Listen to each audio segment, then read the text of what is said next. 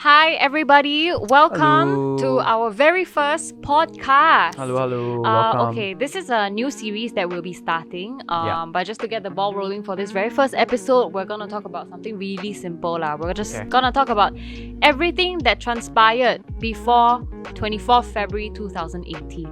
Right, so right before, We- anything before we started Loop Garms, Correct, besides correct. pretty much. Okay, so when some of you guys come through to the store, right, there is Right. a certain story that we will always tell you guys, and also in a certain format lah. So we're just gonna. Hey, we haven't introduced ourselves. Oh, so sorry, So, so like, sorry. For the people who Yes.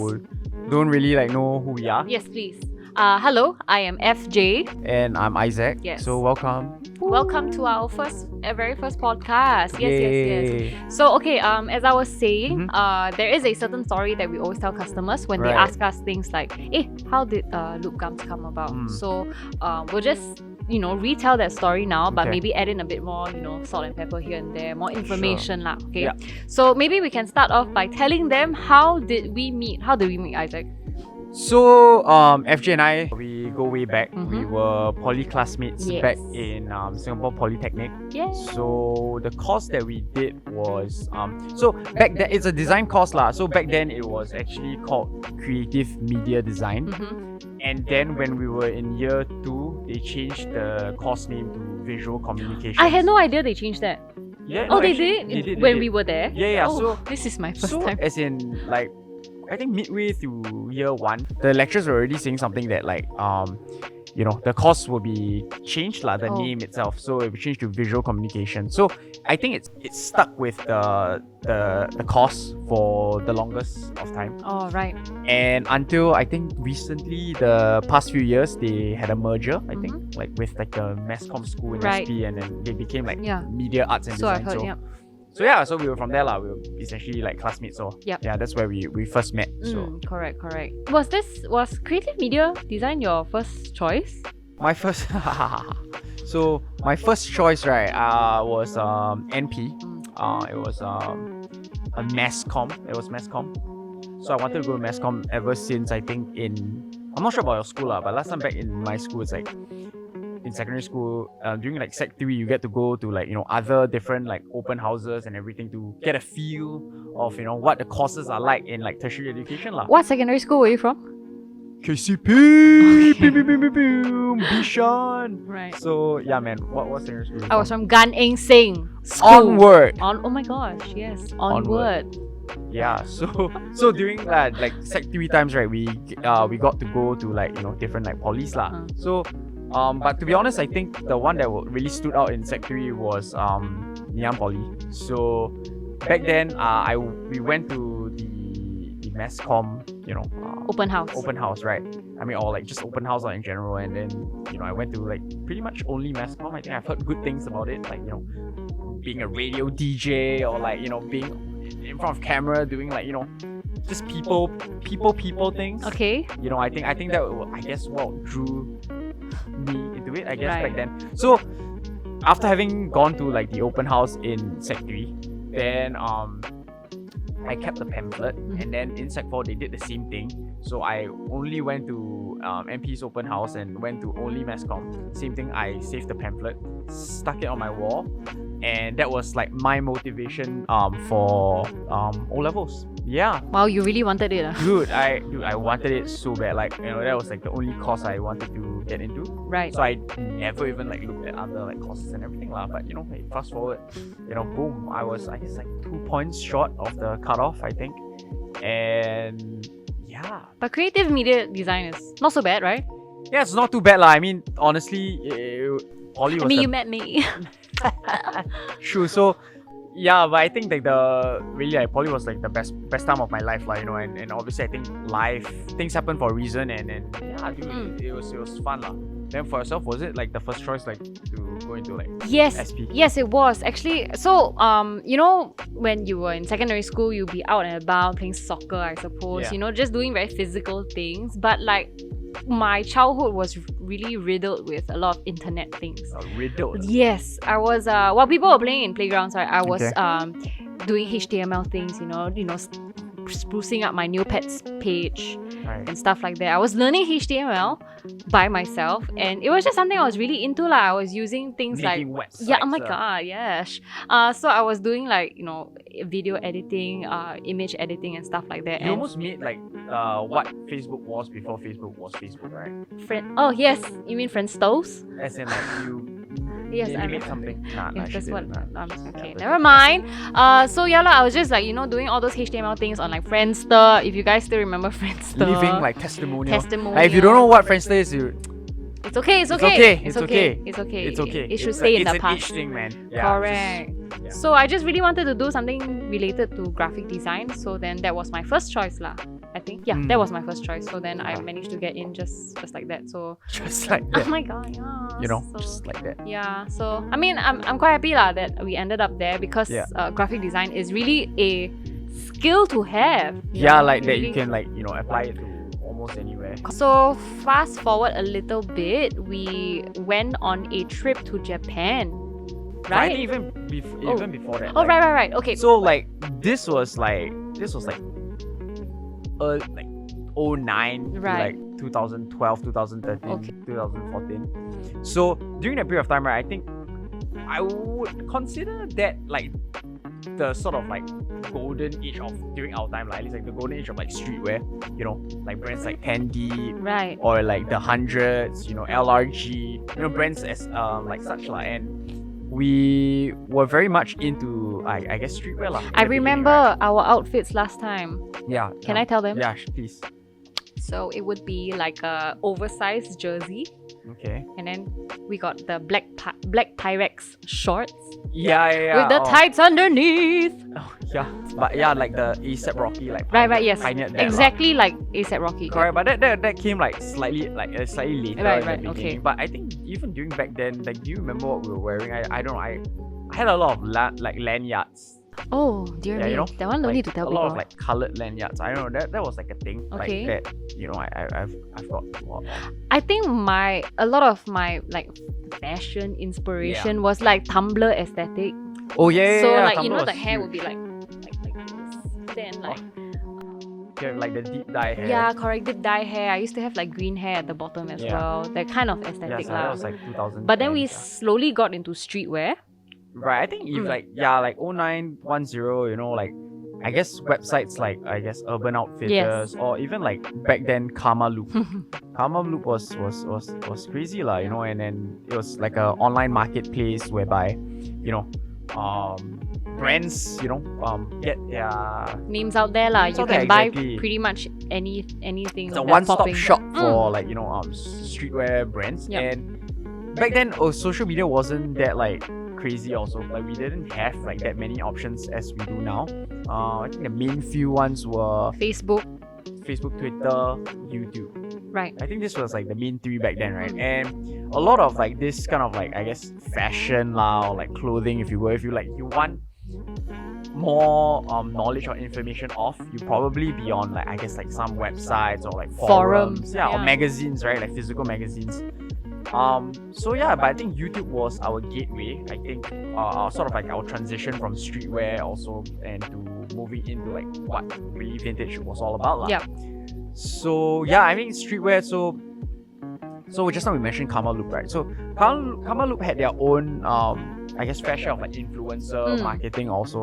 So they had this thing called like the Karmaloop influencers, like if you will. So this was back then, and a lot of like if you guys are familiar with Jacob J. Keller, right? So I mean he runs a brand now, Bare Knuckles, right? And I think he has a vintage store now, right? It's called like the Kissing Booth. So back then also we would watch a lot of his like unboxing videos. Him getting a package and then him unboxing different brands, introducing it to us. What's up, guys? It's always Fresh Apparel, and today it's all about jewelry. And yeah, so not only that, right?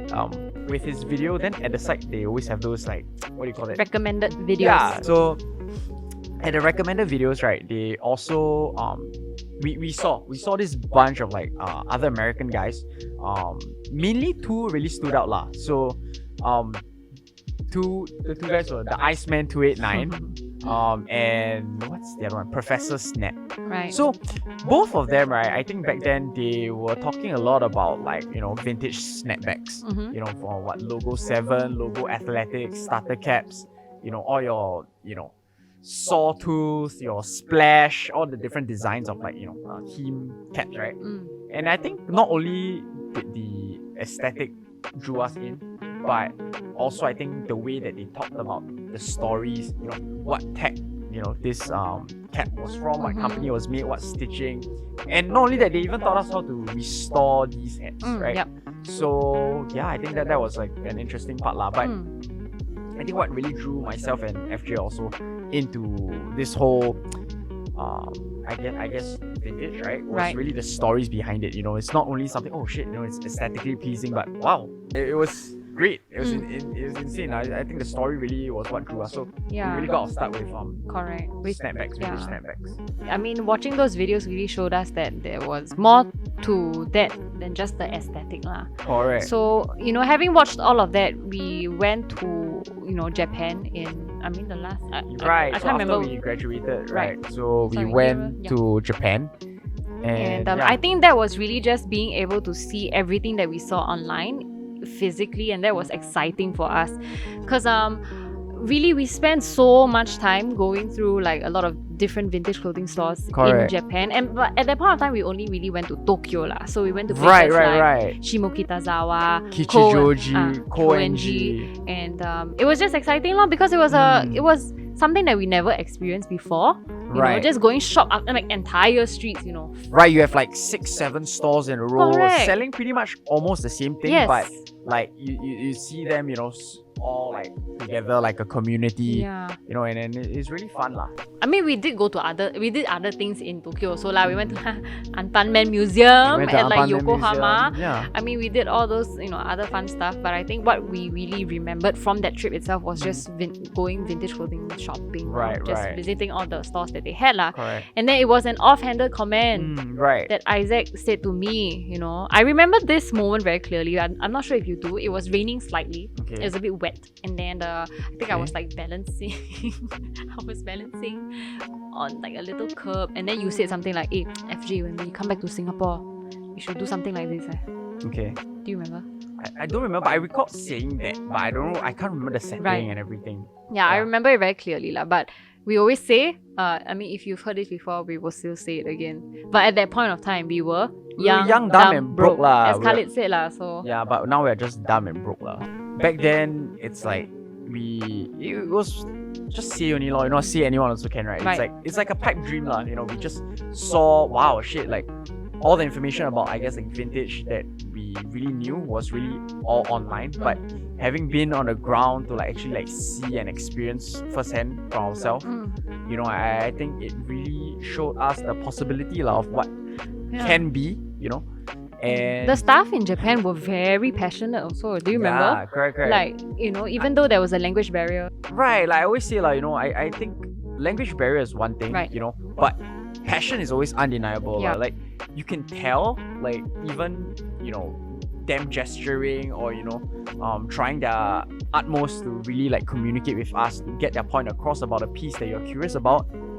Man, it's like, that really stuck with us. Yeah, that really stuck with us lah. So I think that was really like something that when, if ever we were to start our own like place, I think that's definitely number one lah. It's like we want to be able to share the stories and passion lah. Like that's number one, to be able to communicate with the people who come to our store lah. Which we will, I guess, we'll talk about more like later. So that was what happened in Japan. So when we returned, life began. Yeah, life began. Yeah, life happens lah. Life happened, and then I went to NS. FJ went to uni, and then fast forward, I ORD. I went to uni. FJ and I graduated at the same time, around there. And then boom. And then we came out to work in our first job for a while lah. I worked in a small small agency. So I went to NTU, right? And then I did like comms in Wiki school. Right. Then when I came out, I thought to myself, you know what? I think I'm gonna try my hand at copywriting, do some advertising stuff. So that's what I did. I went to a small agency, And then yeah, that's what I did after I graduated. And you? So after I graduated from poly and then obviously done with NS. So my plan in the beginning was actually I remember during like my NS days, and then obviously ORD was staring me in the face soon, right? So I think I had I guess I had a decision to make, if you will. And you didn't want to go to uni. Yeah, I didn't want to go to uni. Right. So like uni was really not really my thing. Like I didn't feel like it's for Be me. careful, your parents behind. Oh yeah. I but if mom and dad listen, I mean I told them 1,000 times and really like I felt like at least for me, like I mean I was passionate about, well, I still am. I'm passionate about design, but I feel like you don't really need like this is just my opinion, like I mean if you want disclaimer, you want you do you, right? So go for it, but know yourself, you have to be self-aware. And I knew, I mean at that point I feel like what I wanted to really do was to actually go to Japan to actually continue to study Japanese. Right, so I wanted to go there to do like a 2-year language school and everything. And I think immersing yourself in that environment, like you are forced to use the language. I feel like you would learn faster. You improve leaps and bounds, But so yeah, I mean I told my parents about like the whole idea, and my dad was okay. He was kind of chill about it, but my mom wasn't that much keen on that. I think she's more conservative, go forth, get a degree, get a stable job. I think that was the path, So I think I guess there was a back and forth, right? But back then, being young, you fresh out of NS, and I felt like I needed someone, to give me some like positive affirmation. Sometimes I feel like, but I think, I mean, not blaming my mom or anything, but like, I mean, you were young coming out of NS, right? And then you think you have like all these like dreams and ambitions or plans, but because I guess my mom like kind of choose the safe route for you. Yeah, and it did make sense, to me, but I guess it wavered my thought for going to Japan wavered. So I caved in, and then I had the option to go to either like NTU to do ADM or LaSalle.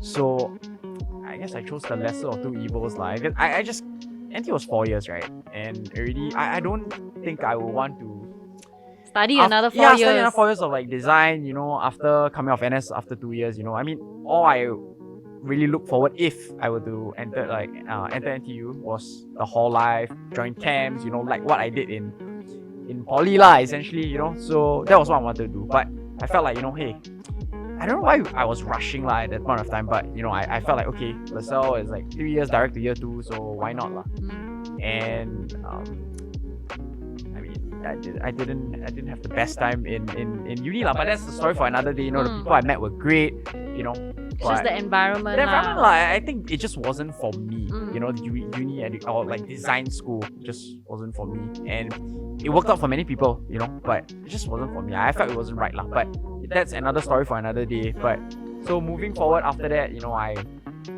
graduated, and then what we FJ went to work in an advertising agency, right, as a copywriter. And then I chose to actually, in my mind already, the idea that we wanted to rehash back in our holidays, starting a vintage store has always been in there, right? So I felt like, okay, now that I've gotten the paper, okay, I'll just go and pursue whatever I wanted, and I dove right into because I feel like I don't really have like an idea on how to run things on the ground, like operations wise and everything. So I think really to learn that, I went to a sneaker store to actually to work and honestly the things that I've learned over there, on the ground, you do like stock take, you do like cleaning up, you do like the back end, on the front end as well. I feel like it was really quite enriching something that it's something that you really don't get that in school. Yeah, they don't teach you those things in the book 100%. Yeah. And yeah, so I think that was really beneficial. Moving forward when we decided to leave our jobs and start this place So then we were both ready to leave our jobs around the same time, around late 2017-ish right? Yeah. Then he hit me up again. He was like, "Hey FJ, remember the time we said we wanted to start a store like the one in Japan? You want to do it now?" Like, yeah, I'm sure it went on with more thought, mean, but it yeah. roughly went down like that. Yes, I mean, there was a lot of preparation work before that. It didn't just magically happen on the 24th of February 2018 for sure. Yeah. So, then I was like, okay so then we did we went through the whole process of looking for the place. Right, everything, all your ups and downs and bringing things in, tagging everything one by one. Right, so shout outs to like the people who have helped us. Melvin, shout outs to you. Shout out to Melvin. Do you remember those days at your uncle's house? Just oh my tagging. gosh, just And everything was just from the ground up. Like whatever we envisioned we wanted it to be, we had to actually do it If we wanted the text to be on the shirts, we had to figure out the best way to put it on and everything. I think also like even back then, like when we 2017, 2018, the times where we were like prepping to like start up, I feel like we were kind of living in a bubble. Like we were not very, I guess, aware of like the market or like right. We never do market research. Yeah, like market research. I'm pretty sure they teach you that in business school or something. Right. So it was really something like from what we feel like we were passionate about, and we wanted to see let's see what we can how the local audience would accept it and take it and that was what we did So in a way we kind of went in half blind. Yeah. In a way, we had a lot of I guess we have a very innocent dream Okay, we want to start a store. Okay then let's do it We want to start a store, with a place that allows conversations to flow. Just like a bunch of friends like gathering together. Right. I think that's something that we have have always been there since the beginning. Yeah.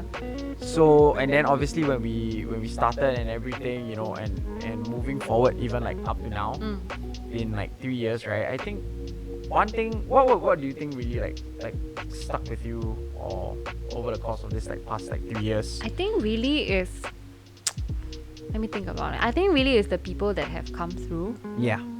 And the 100%. Conversations that we've had with people. Yeah, man. And the fact that these conversations don't end just, during the time that they're here. Right. Sometimes they do come back. Right. And then it's a whole sometimes we watch some of these customers grow up as well. And we True. don't even call them customers anymore. We call them friends. Because they come so often. And sometimes they come by not just to look through what we have or the stuff that we bring in, but also to catch up, to tell us about their lives. And also, and it's so strange because we are I guess, a little bit older, considerably older than some of you guys. Okay, a little bit older than the guys that come through, and because maybe they look at us like older siblings we can tell them their problems. They're not too far off, so we can tell them their problems. And I think it's very nice I really I will never take that for granted. I really cherish that a lot. I think that's the thing that will stuck with me most. I think same really for me, I mean I always tell people and honestly a lot of you, if you guys are watching and you guys come through often, right, you probably always hear me saying this I feel like we could be doing anything else selling pancakes or I don't know, selling fruits, at the end of the day it's really about the people and the reason I guess even in the beginning I think a lot of our